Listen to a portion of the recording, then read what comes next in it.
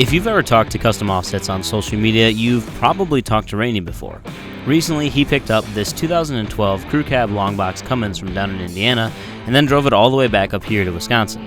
The truck already had some 22x14 RDRs and street tires on it, but that wasn't Rainey's style and they were in pretty rough shape.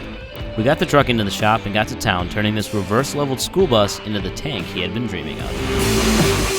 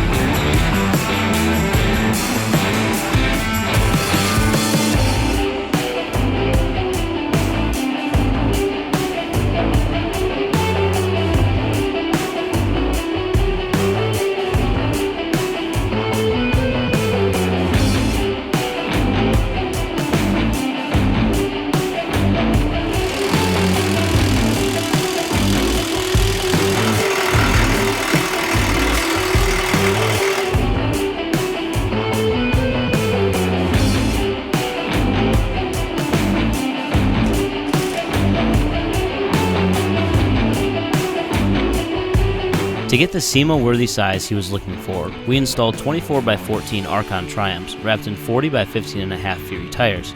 And of course, none of this would fit without the 8-inch McGoy's premium long arm lift kit.